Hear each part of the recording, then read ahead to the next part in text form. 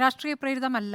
രാഷ്ട്രീയം ഇതിൽ പരാതി ഉന്നയിച്ച ആളുകൾക്കൊക്കെ ഉണ്ടാകും. പക്ഷേ ഇന്നലെ ഉണ്ണി ബാലകൃഷ്ണൻ ചൂണ്ടിക്കാണിച്ച പോലെ ഒരു കേസ് അവിടെ നിൽക്കുന്നുണ്ട്. ആ കേസിൽ എന്ത് വിശദീകരിക്കുന്നു അഥവാ വിശദീകരിക്കുന്നുണ്ടോ എന്നുള്ളതാണ് പ്രശ്നം. ഇത് പറഞ്ഞൊരു പൊതു താല്പര്യമുണ്ട്. ജനത്തിന് അറിയേണ്ടതുണ്ട്. മുഖ്യമന്ത്രിക്കെതിരെയാണ്, മുഖ്യമന്ത്രിയെ കൊടുക്കാൻ വേണ്ടിയാണ്. ഇതിൽ മുഖ്യമന്ത്രിക്കെതിരെ മാത്രമാണ് ഈ ആരോപണം ഉന്നയിക്കുന്നതെന്ന് എം വി ഗോവിന്ദൻ വാർത്താസമ്മേളനത്തിൽ പറയുമ്പോൾ മുഖ്യമന്ത്രിക്കെതിരെ നേരത്തെ തന്നെ ഇന്ററിം സെറ്റിൽമെന്റ് ബോർഡിന്റെ ആ വിധിയിൽ ഒരു വാചകമുണ്ടല്ലോ.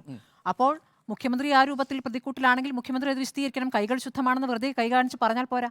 ഇന്നിപ്പോൾ സഭയിലുണ്ടായത് എന്താണ്? ഈ അടിയന്തര പ്രമേയം തള്ളുന്നു എന്നതിനപ്പുറം സഭയിൽ ഉന്നയിക്കാൻ പോകുമ്പോഴേക്കും ഭരണപക്ഷം വലിയ രൂപത്തിൽ ബഹളമുണ്ടാക്കിയാണ്. ആദ്യം തന്നെ പ്രതിരോധം തയ്യാറാക്കുകയാണ്. ആ വിഷയം ഉന്നയിക്കും മുമ്പ് തന്നെ ബഹളം വെക്കുന്നു. സഭാ ടി വി ആകട്ടെ സഭയിലെ പ്രതിഷേധത്തിന്റെ ദൃശ്യങ്ങൾ കാണിക്കുന്നതിൽ നിന്ന് പിന്നാക്കം പോകുന്നു. ഇന്ന് സ്പീക്കർ ചട്ടമൊക്കെ വായിച്ചല്ലോ. മുമ്പും ഇതേ വാദമുഖം സ്പീക്കർ പറഞ്ഞിട്ടുണ്ട്. പക്ഷേ ഈ കോടതിയിൽ നിൽക്കുന്ന കേസ് ആണ് എന്നുള്ളൊരു വാദമാണ് പ്രധാനമായിട്ടും പറയുന്നത്. അങ്ങനെയാണെങ്കിൽ വണ്ടിപ്പെരിയാർ കേസിൽ സർക്കാരിൻ്റെ അപ്പീൽ ഹൈക്കോടതി ഫയൽ ചെയ്തിട്ടുണ്ട്. അതിന്മേൽ സഭയിൽ ചർച്ച നടന്നല്ലോ. അടിയന്തര പ്രമേയത്തിൽ ചർച്ച നടന്നല്ലോ. ഇതൊക്കെ പോട്ടെ, ബാർക്കോഴ കേസ് എങ്ങനെയാണ് ചർച്ച ചെയ്തത്? ബാർക്കോഴ കേസ് ചർച്ച ചെയ്യുകയാണ് ഉണ്ടായത്. സഭയിൽ എന്തൊക്കെ ദൃശ്യങ്ങൾ നമ്മൾ കണ്ടതാണ്. അപ്പോൾ ഈ കാര്യങ്ങൾ ഈ ചട്ടം പറഞ്ഞ് തടയുമ്പോൾ ജനത്തിന് മനസ്സിലാകുന്നത് എന്താണ്?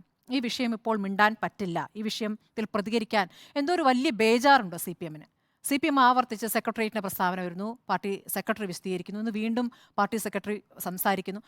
എത്രത്തോളം ദുർബലമാണ് ആ വാദങ്ങൾ എന്നുള്ളതാണ്. ആദ്യം പറഞ്ഞത് വീണ വിജയന് ഒരു പ്രതികരണം നടത്താൻ പോലും അവരുടെ ഭാഗം വിശദീകരിക്കാൻ പോലും അവസരം സൃഷ്ടിച്ചില്ല എന്നുള്ളതായിരുന്നു. ആ അവസരം വന്ന സമയത്ത് കൃത്യമായ വിശദീകരണം നൽകിയില്ല എന്നുള്ളതാണ് ROC പറഞ്ഞിരിക്കുന്നത്. അതിന്മേലാണല്ലോ SFI അന്വേഷണം വരുന്നത്. SFI അന്വേഷണം എന്ന് പറയുന്നത് വളരെ ഗുരുതരമായ സ്വഭാവത്തിലുള്ള ക്രമക്കേട് അന്വേഷിക്കുന്ന ഏജൻസിയാണ്. ആ ഏജൻസിയുടെ അന്വേഷണം വരുമ്പോൾ വിശദമായ കാര്യങ്ങൾ പറയാൻ ഇല്ല എന്നതിൻ്റെ സൂചനയായിട്ടാണ് ഞാനിതിനെ കാണുന്നത്. രാഷ്ട്രീയമുണ്ടോ എന്ന് ചോദിച്ചാൽ ഷോൺ ജോർജ് നമ്മുടെ ചർച്ചയിൽ തന്നെ പങ്കെടുത്ത് പറഞ്ഞിട്ടുണ്ട്, എനിക്ക് പ്രതികാരമുണ്ട്, എൻ്റെ അച്ഛനെ വേദനിപ്പിച്ചതിനോടുള്ള പ്രതികാരമുണ്ടെന്ന് ഇന്നും ആവർത്തിച്ചിട്ടുണ്ട്. അപ്പോൾ അദ്ദേഹത്തിൽ ആ പ്രതികാരം പ്രവർത്തിച്ചിരിക്കാം. അന്നേ ദിവസം തന്നെയാണ് PC ജോർജിൻ്റെ മകനും BJP-യിൽ ചേരുന്നത് എന്നതും അതിലൊരു പ്രധാനപ്പെട്ട ഘടകമായിരിക്കും. പക്ഷേ PC ജോർജൊക്കെ ഒരു വലിയ ഘടകമാണോ ഇതിലെന്നുള്ളതാണ്.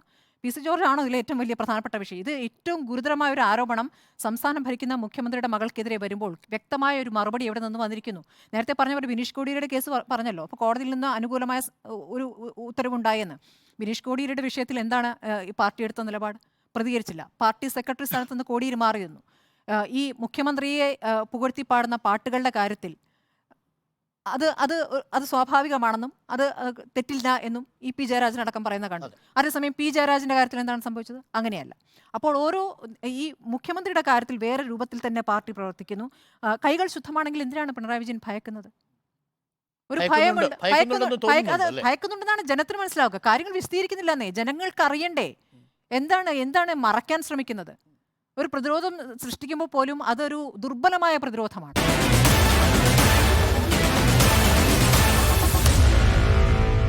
Meet the editors.